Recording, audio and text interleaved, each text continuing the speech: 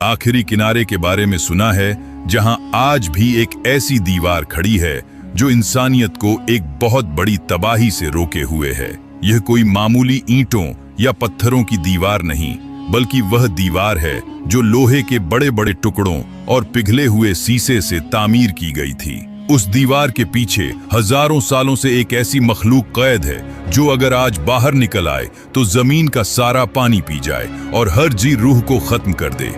आज की जदीद टेक्नोलॉजी, सैटेलाइट्स और रडार्स के बावजूद यह दीवार इंसानी आंख से ओझल है। यह कहां है, इसे किसने बनाया और इसके टूटने का वक्त क्या है? यह दास्तान सिकंदर ए आजम की नहीं, बल्कि उस अजीम बादशाह की है जिसे कुरान ने झुलकर नैन कहा। वह मुसाफिर जिसने सूरज के डूबने और निकलने की जगहों को अपनी आंखों से देखा और जिसने लोहे और आग का इस्तेमाल करके तारीख का सबसे बड़ा कैद खाना तामीर किया। तारीख में कई बादशाह गुजरे हैं जिन्होंने दुनिया फतह की, मगर झुलकर नैन जैसा कोई न था। अल्लाह ने सूरह एक कहफ में उनका जिक्र एक ऐसे हुक्मरान के तौर पर किया है जिसे जमीन पर हर तरह के असबाब और ताकत अता की गई थी। उनका सफर किसी तख्त, ताज या हीरे जवाहरात के लिए नहीं था, बल्कि जमीन पर अदल व इंसाफ कायम करने के लिए था।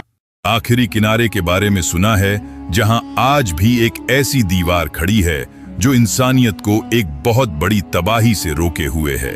यह कोई मामूली ईंटों या पत्थरों की दीवार नहीं, बल्कि वह दीवार है जो लोहे के बड़े बड़े टुकड़ों और पिघले हुए शीशे से तामीर की गई थी। उस दीवार के पीछे हजारों सालों से एक ऐसी मखलूक कैद है जो अगर आज बाहर निकल आए तो जमीन का सारा पानी पी जाए और हर जी रूह को खत्म कर दे।